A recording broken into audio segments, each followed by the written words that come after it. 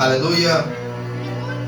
Eu saúdo com a paz do Senhor Jesus. Amém. Deus abençoe a todos os presentes e os que estão acompanhando pelas redes sociais.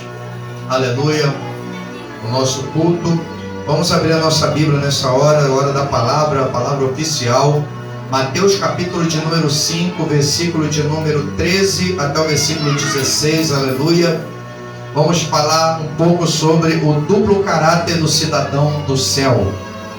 Duplo caráter do cidadão do céu. Aleluia.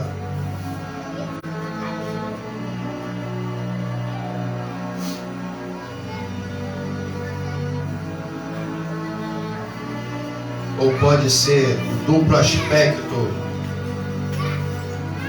do cidadão do céu, caráter do cidadão do céu. Duplo caráter do cidadão do céu. Capítulo 5, versículo de número 13 ao 16.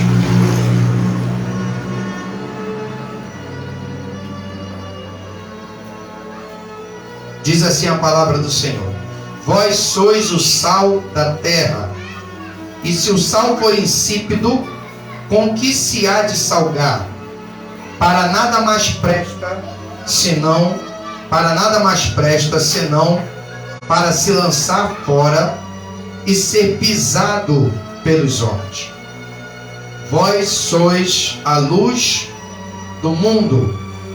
Não se pode esconder uma cidade edificada sobre um monte, nem se acende a candeia e se coloca debaixo do alqueire, mas no velador, e dá luz a todos os que estão na casa. Assim resplandeça a vossa luz diante dos homens, para que vejam as vossas boas obras e glorifiquem o vosso Pai que está nos céus. Amém? Você pode tomar seu assento louvando o nome do Senhor.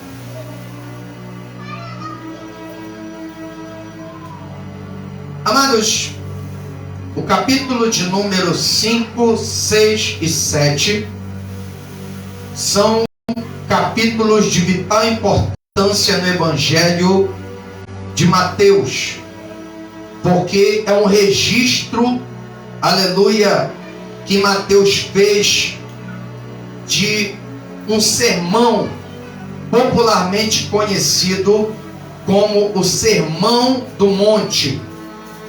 E nesse sermão, aleluia, Jesus ele começa a enfatizar algumas verdades espirituais que nortearia, aleluia, a vida de todo aquele que desejasse ou deseja segui-lo de forma fidedigna, ou seja, segui-lo conforme a regra que ele impõe, porque o reino de Deus ele é composto por regras. Tanto a casa do Senhor, que revela os mistérios também do reino de Deus, pois a criação do tabernáculo e a criação do templo, nas suas medidas, nos seus tamanhos, nas suas dimensões, na sua mobília, nos seus instrumentos para ministrar, tudo aponta, aleluia, para um simbolismo espiritual. E no Evangelho segundo escreveu Mateus, Jesus ele se preocupa em revelar justamente esses princípios elementares que passaria a reger a vida de todo aquele que tomasse a decisão, aleluia, de segui-lo.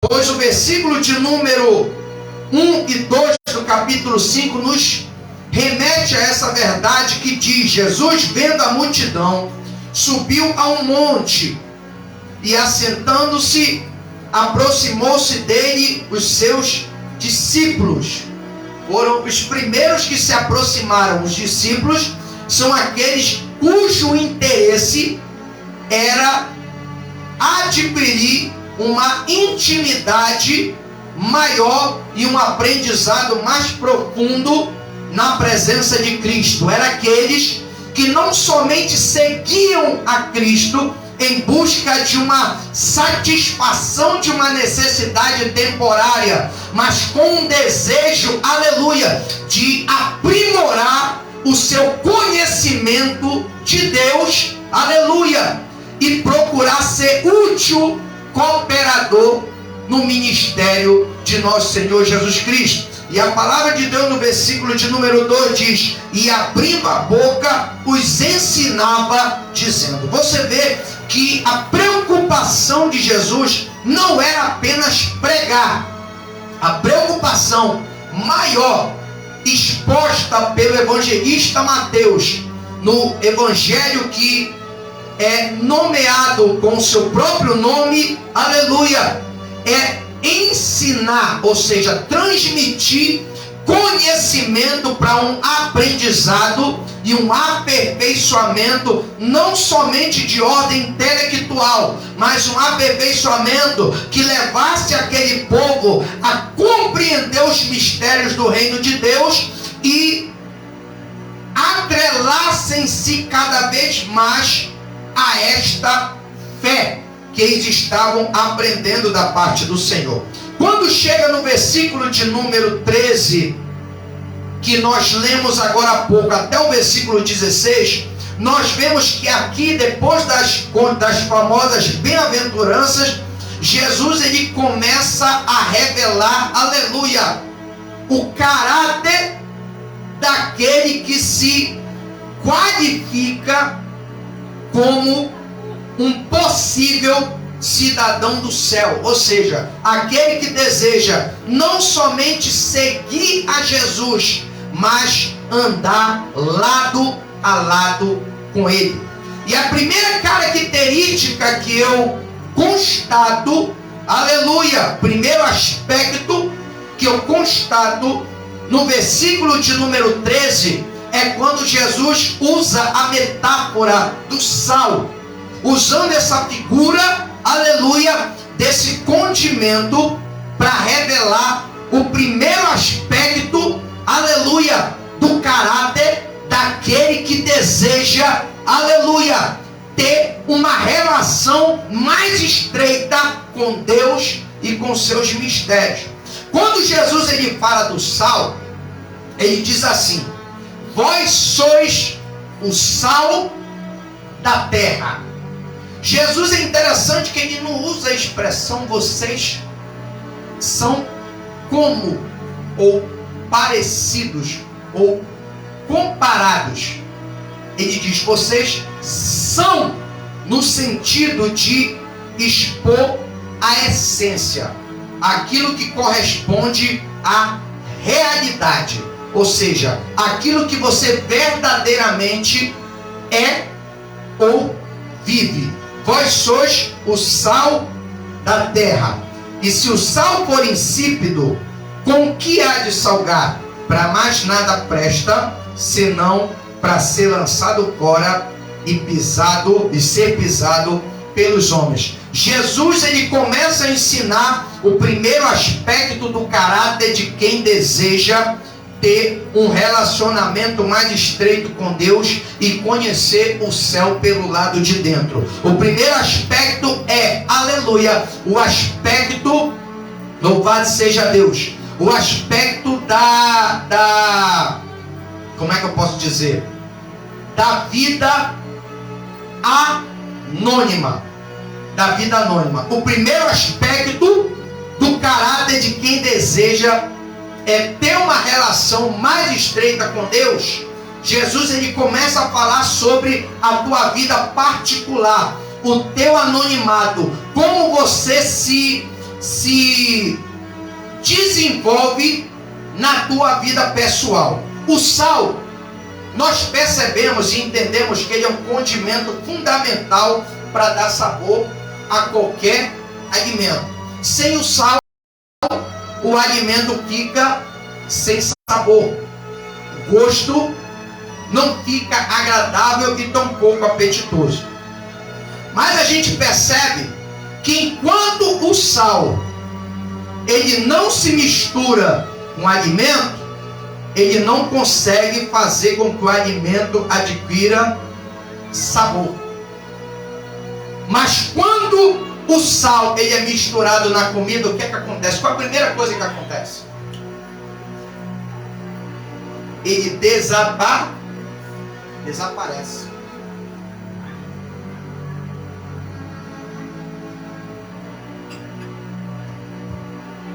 Quem é sal não precisa de nome, não precisa de promoção, não precisa, aleluia, de que alguém vá lá e exponha o que ele faz. Porque quem é sal entende que a vida despretensiosa ela faz a diferença quando você cumpre o teu papel. Tem gente que para cumprir o seu papel tem que, como diz Jesus, numa expressão muito familiar daqueles dias, quando ele diz, toca a trombeta, isso quer dizer, fazer barulho, chamar atenção. O sal não, ele não precisa fazer barulho. Aonde ele chega, aleluia, ele transforma o ambiente, ele dá sabor ao ambiente, ele muda totalmente a atmosfera do ambiente. Você vê que o sal não precisa aparecer para fazer a diferença, basta ele cumprir o seu papel. Qual é o papel do sal? Se misturar no alimento para poder dar o sabor.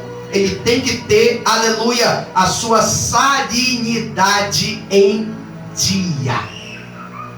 Fala do cuidado particular. Tem gente que quer fazer a obra, mas não cuida da sua vida particular. Quer ensinar os outros, como diz lá em Romanos capítulo de número 2.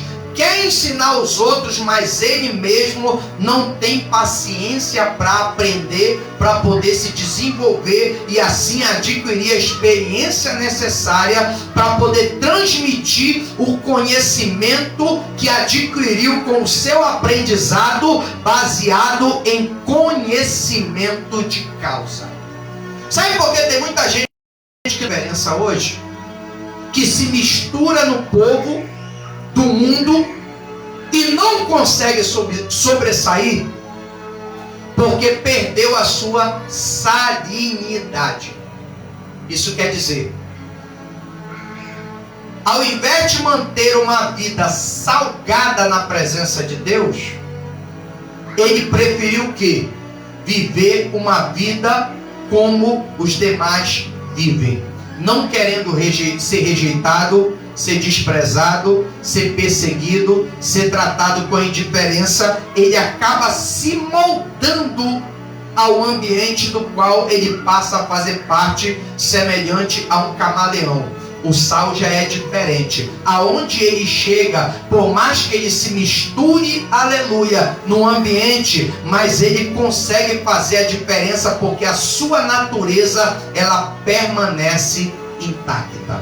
Lembra de Daniel? Daniel chega na Babilônia, era um nobre, cresceu na realeza, estudou nas melhores escolas, aleluia, conquistou os melhores lugares, isso com trabalho, com esforço, com dedicação, foi fiel a Deus no pouco, estudou como todo judeu, aleluia, desde os 5 anos, estudou a lei, foi bem instruído na palavra do Senhor. Quando chegou o tempo da prova na vida de Daniel, em 605 aproximadamente antes de Cristo, quando Nabucodonosor, rei da Babilônia, inverte pela primeira vez contra Jerusalém, levando a nobreza de Judá para, aleluia, Babilônia, a palavra de Deus diz o quê? Que Daniel chega na Babilônia junto com 3 amigos chamados Ananias, Misael e Azarias. E a palavra de Deus diz que eles são cotados entre os candidatos que iriam participar de um processo seletivo para trabalharem como alto funcionário, aleluia, da corte babilônica, uma corte terrivelmente corrupta, onde tinha muita gente que fazia coisas erradas, aleluia, e eles estavam ali naquele meio. Mas a palavra de Deus diz que um dos critérios para concorrer a tal vaga era passar 3 anos se alimentando de um manjar que era oferecido a deuses estranhos sobre uma mesa, e o vinho que o rei também, consequentemente, também ofereceu aos seus deuses e participava dele. E a palavra de Deus diz que Daniel, no capítulo 1, versículo 9, ele assenta no seu coração não se contaminar. Isso mostra, aleluia, que Daniel entendia que para você obter portas abertas, você não precisa se vender para poder conquistar espaço. Basta você colocar Deus em primeiro lugar e honrá-lo, aleluia, com a tua vida, que Deus entra, trabalha, te favorece e opera para que você alcance ou galgue, aleluia, o degrau que você precisa para se desenvolver aonde você está. Isso é ser salvo. É não se misturar moralmente. Você pode, aleluia, se misturar fisicamente, se relacionando, mas não moralmente. Por isso que a palavra de Deus diz que as más conversações corrompem os bons costumes. Paulo diz que nós devemos nos abster, não, aleluia, da prostituição do mundo, dos adúlteros, dos corruptos, dos mentirosos, aleluia, porque se fosse assim teríamos que sair do mundo. Mas aquele que se diz irmão, aleluia, é adúltero, é mentiroso, é corrupto, é trapaceiro, desse, disse Paulo, nós devemos nos afastar. Então é nesse sentido que você tem que ser salvo. O sal, ele não muda a sua natureza, porque a hora que ele muda a sua natureza, ele perde a sua essência, ele perde a graça, ele perde o respeito, ele perde a admiração. Você vê quando o crente é fiel, apesar da pressão, apesar dos levantes, apesar das emboscadas preparadas para tentar pegar ele, aleluia, numa falha, como aconteceu muitas vezes com o Senhor Jesus, quando os fariseus tentavam Jesus fazendo pergunta capciosa para ver se pegava Jesus numa palavra. O que é que Jesus fazia? Ele conseguia se esquivar usando a verdade da palavra. Ele não usava meia verdade, ele falava a verdade. Louvado seja o nome do Senhor. Ele não mudava a sua natureza para agradar gregos e troianos. Ele procurava agradar a Deus, e ao agradar a Deus, aleluia, Deus ele o favorecia. Não foi o que aconteceu? Me colocou no coração, não vou me contaminar. Foi falar com o responsável. Falou, olha, eu sirvo um Deus que ele me proíbe isso aí que você está me oferecendo. Mas se você permitir aos teus servos que eles comam, que nós comamos legumes durante 10 dias, se o nosso semblante tiver pior do que de quem já está comendo na mesa, você vê que todo mundo era conhecido aí, não tinha nenhum estranho. Se o nosso semblante estiver pior do que quem já está comendo da mesa e já bebendo o vinho que o rei bebe, então pode colocar tudo isso aí que nós vamos comer. Mas se o nosso semblante estiver melhor, então permite aos teus servos que comamos legumes, aleluia, até o dia da sabatina. E assim foi feito. O oficial testou durante 10 dias. Quando os avaliou, o que foi que aconteceu, a palavra de Deus diz que Deus deu graça a Daniel e a seus amigos perante esse alto oficial. E a palavra de Deus diz que quando findou os 10 dias, após 10 dias comendo legumes, a palavra de Deus diz que eles pareceram melhores do que os jovens que já estavam comendo da mesa e bebendo o vinho que o rei bebia. Sabe o que é isso? É Deus favorecendo quem não muda a sua natureza para agradar a gregos e troianos em troca de um favor. Isso é ser salvo. O primeiro aspecto do caráter do cidadão do céu, onde quem deseja conhecer os mistérios do reino de Deus e estreitar o seu relacionamento com Deus, é entender que você tem que manter a tua essência a qualquer custo, viver uma vida anônima na fidelidade a Deus. Você vê que o segredo de Davi para derrubar o gigante, aleluia, não foi a sua força física, não foi ele ser irmão de Eliabe e Samar, aleluia, e de Natanael, que era um soldado de elite da tropa de Saul.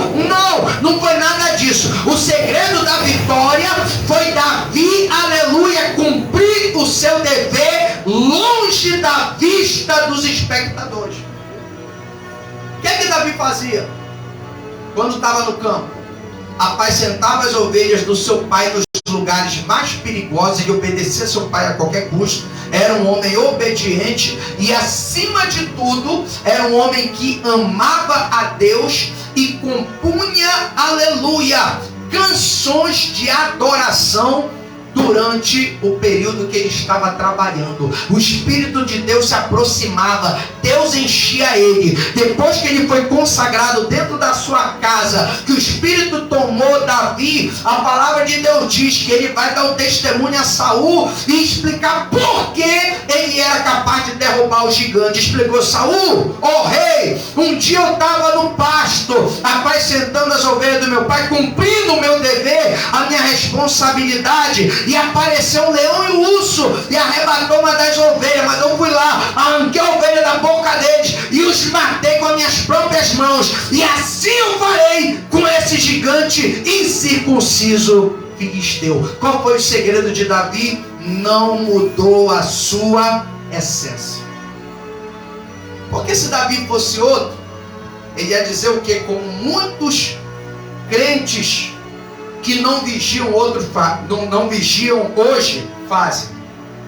Davi foi ungido aqui a rei, um monarca, alguém que ia mandar no país todo.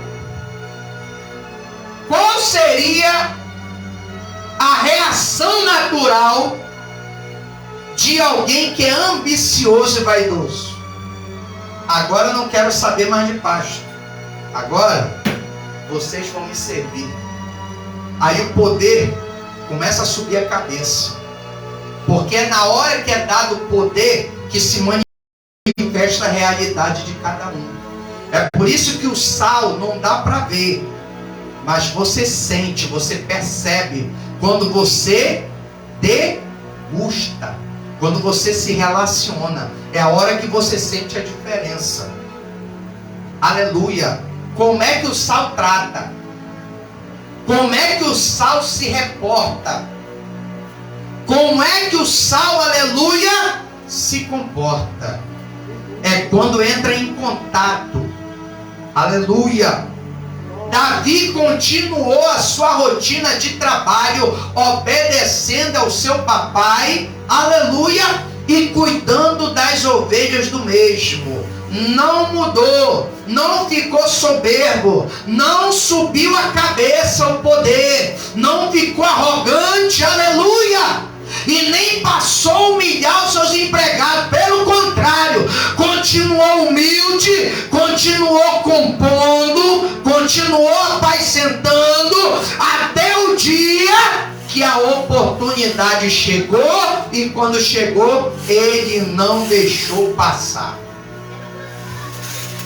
É isso aí, irmão.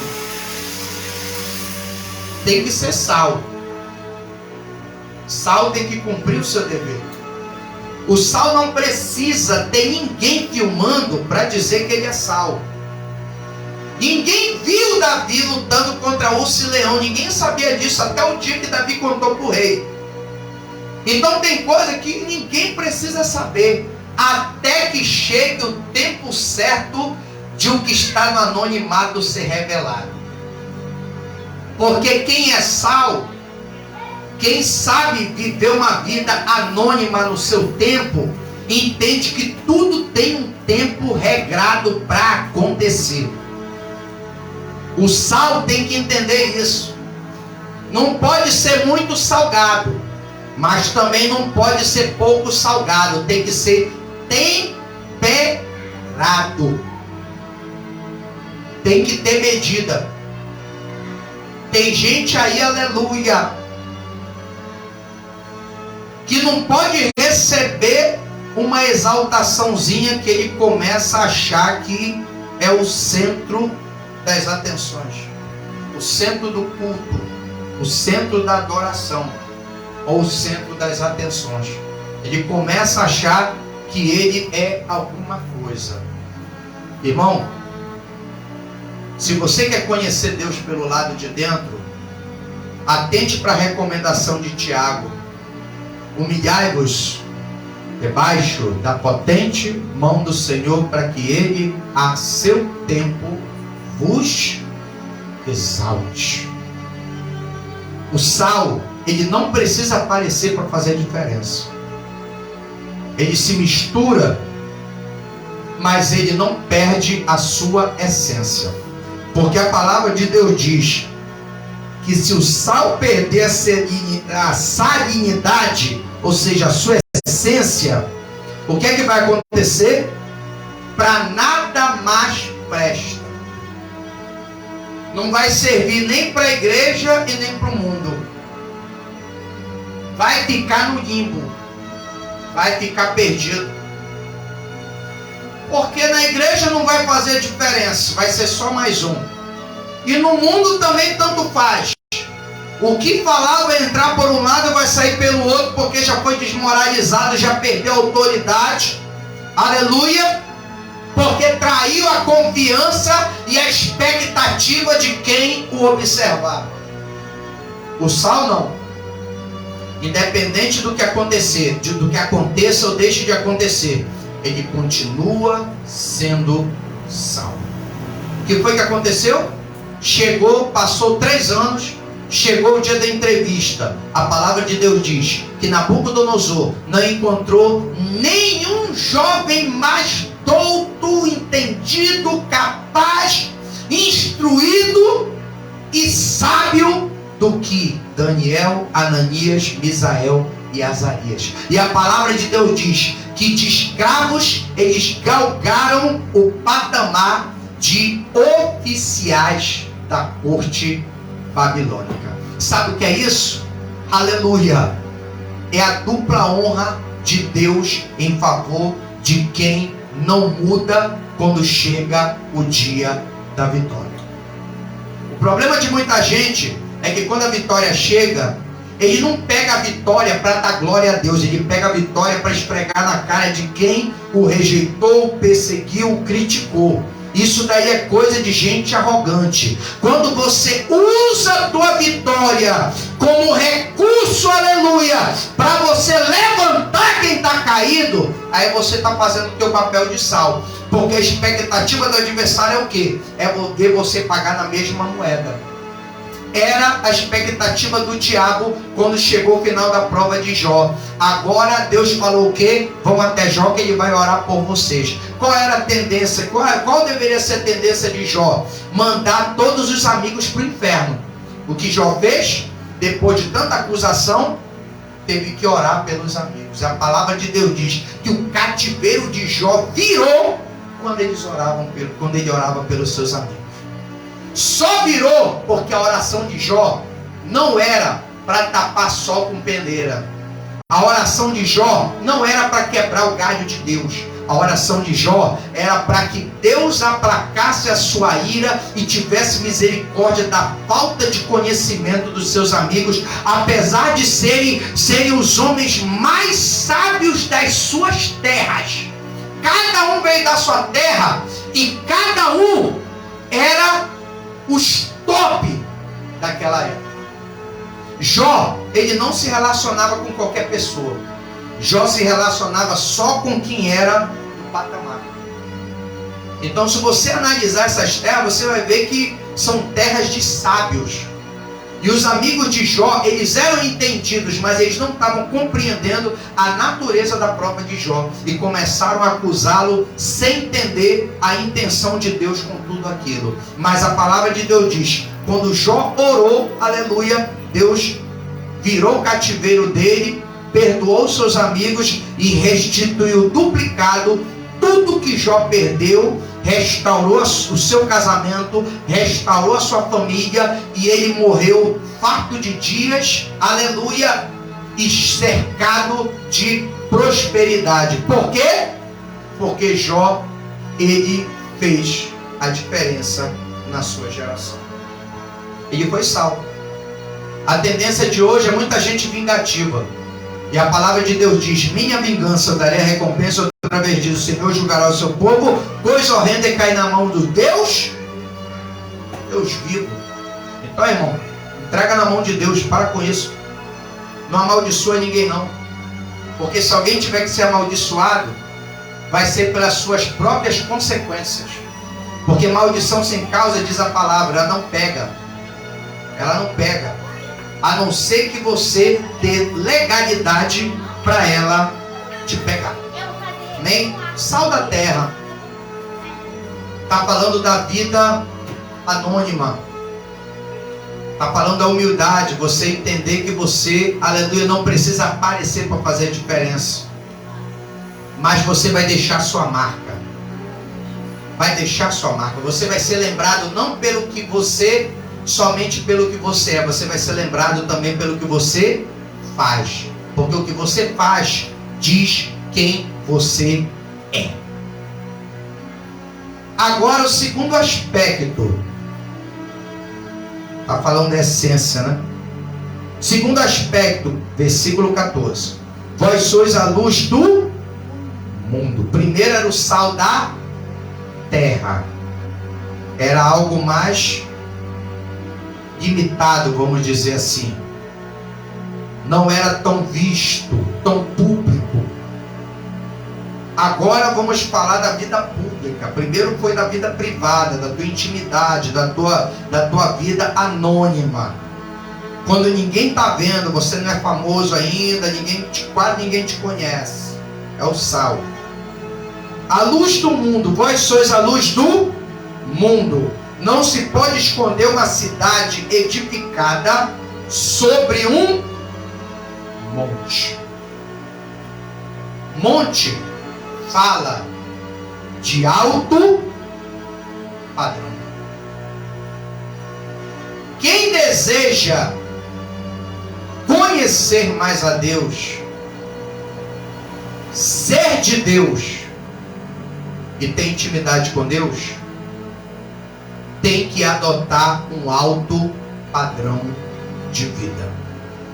Alto padrão de vida, mano, não é ser um grande empresário.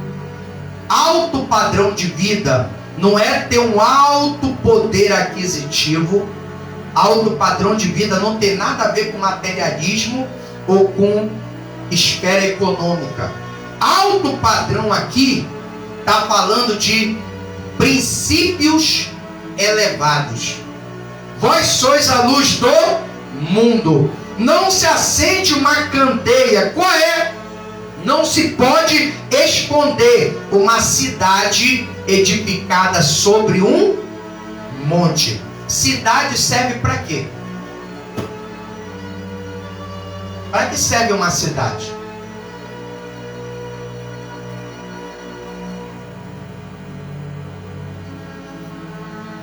Para abrigar uma população.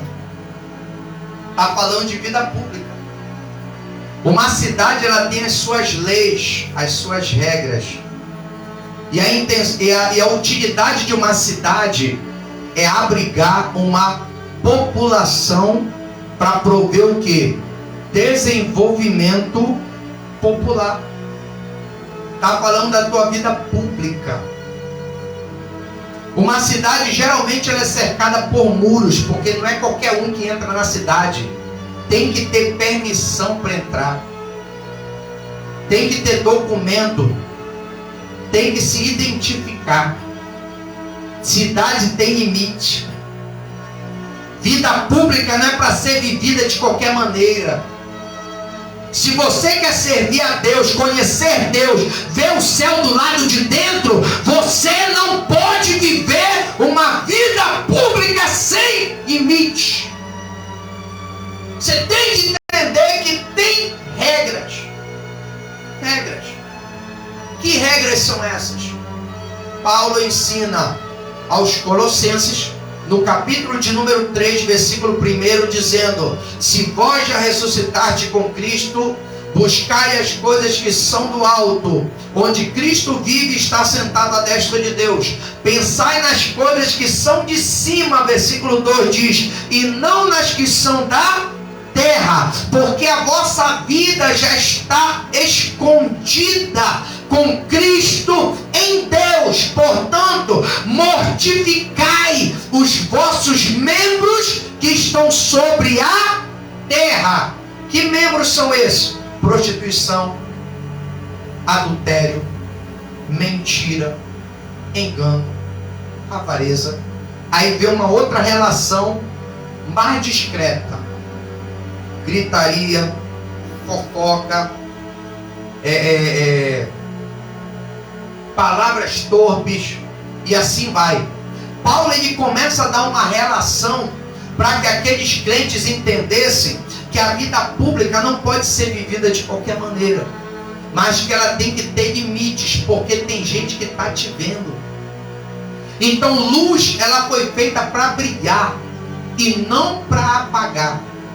Uma luz, ela foi feita para quê? Para iluminar o ambiente. Tem gente que prefere brilhar do que iluminar. Brilhar fala mais de coisa egoísta, só para si. Iluminar já é favorecer outros, mostrar o caminho para outros. É revelar, aleluia, o ambiente para outras pessoas. Ou seja, aquele que deseja ser luz do mundo, ele tem que entender que ele foi criado não somente para brilhar, porque brilhar não tem utilidade se não iluminar. Brilhar é uma coisa, iluminar é outra.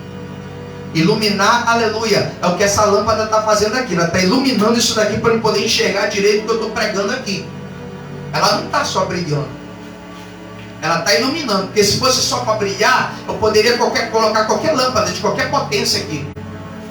Mas por que eu coloquei uma de potência um pouco maior? Porque eu não preciso só que ela brilhe, eu preciso que ela ilumine. Então aí se vê a utilidade de ser luz do mundo. Você não tem só que brilhar, você tem que iluminar. A Escritura diz o quê?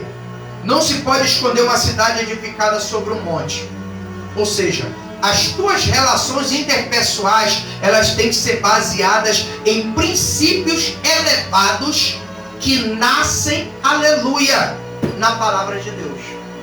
Porque quando você adota um princípio da palavra, automaticamente você vai agir diferente daqueles que adotam princípios que o século ensina, que são princípios contrários à vontade de Deus. Então, essa cidade edificada sobre o monte, aleluia, é justamente o alto padrão que foi adotado para garantir que as relações interpessoais se mantenham o quê? Firmes. Sem o alto padrão da palavra de Deus, o que é que acontece? Não tem como haver acordo. É por isso que o profeta Amós, ele prega, ele declara no seu capítulo 3, versículo 3 do seu livro, dizendo: andarão dois juntos se não estiverem de acordo? Então tem que ter o mesmo conceito. Se tiver conceito diferente, pensamento diferente, infelizmente vai haver o quê? Conflitos. E geralmente uma guerra começa a partir de um conflito de ideias. Quando um não concorda com o outro, aí quebra-se a aliança, o acordo de paz e declara-se guerra. É por isso que tem cidade que está se destruindo por aí, por causa de conflito de ideias. Mas a palavra de Deus diz, para que você possa iluminar, irradiar a luz do Evangelho da graça de Deus, João nos dá uma recomendação no capítulo 1, versículo 7 da sua primeira carta, dizendo: se andarmos na luz, que luz é essa? A palavra. Como Ele está na luz, comportamento. Temos comunhão uns com os outros. Agora, se um imitar Jesus e outro imitar Satanás, o que vai acontecer? Vai ter conflito. Vai ter conflito. Então, se andarmos na luz como Ele quem? Jesus, está na luz, temos comunhão uns com os outros. E o sangue de Jesus Cristo, seu Filho, nos purifica de todos os nossos pecados. Aí há perdão, a reconciliação, a retratação. Não pode haver reconciliação sem que haja comunhão. Tem que ter comunhão, tem que ter acordo, tem que ter aliança, para que haja o quê? Perdão.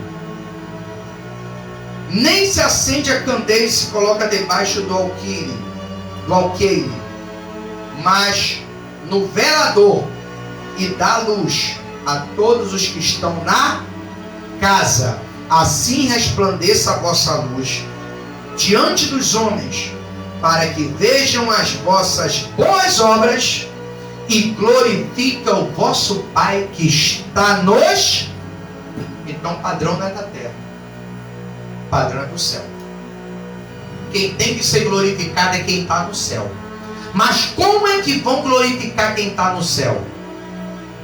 Quando verem que o que você está fazendo não é da terra, é do céu. Amém? É do céu. Então é isso que Jesus está ensinando a esse povo. A dupla natureza do caráter de quem deseja ser um cidadão do céu. Tem que ser salvo, tem que cumprir a sua missão. Não tem que mudar a sua natureza para agradar ninguém. O único que você tem obrigação de agradar é Deus.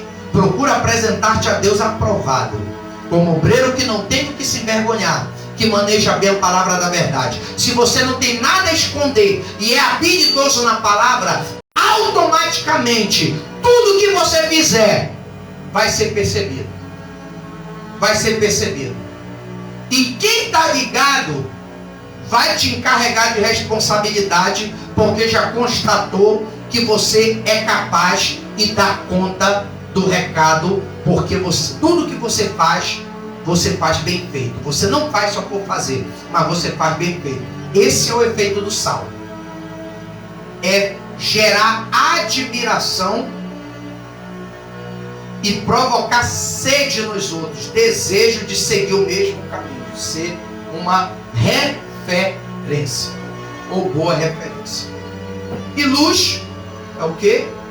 É você irradiar, ou seja, você se relacionar de forma interpessoal, promovendo a paz, a reconciliação, promovendo o evangelho da graça de Deus, e através da tua vida pública você mostrar que quem está na tua vida não é da terra, mas é do céu, e Ele que merece o louvor através do que você fizer segundo a vontade dele. Amém? Vamos nos colocar de pé. Aleluia. Vamos orar em nome do Senhor. Pai, eu quero te agradecer nesta noite, pois essa lição, Senhor, foi para nos despertar para um entrosamento maior com a tua glória e com a tua presença. Pois se o sal perder a salinidade, ele não vai ter outra utilidade a não ser para ser lançado fora e ser pisado. Da mesma forma a luz, que não foi feita só para brilhar, mas irradiar. Ela foi feita, Senhor da glória, para resplandecer, para revelar o que está em trevas, pois as trevas são nada mais, nada menos do que a ausência de luz. Então, aonde a luz chega, o que está escondido vai ter que aparecer. Portanto, ó Deus, eu te peço que assim seja a nossa vida. Aonde chegarmos, o que não tem graça, passe a ter graça. E o que ninguém percebe de ruim, passe a ser percebido através da diferença que façamos por meio da tua palavra, que revela o profundo e revela o escondido. e que nós possamos fazer o certo, para que o errado seja punido e o certo, Senhor, seja elogiado para a glória do teu nome, para que as nossas obras, que são do céu, venha a ser reconhecida e o teu nome venha a ser glorificado por meio dessas obras. Assim seja conosco, nos abençoa e confirma a nossa vitória, pois assim nós oramos e te agradecemos, em nome de Jesus. Amém e graças a Deus. Amém?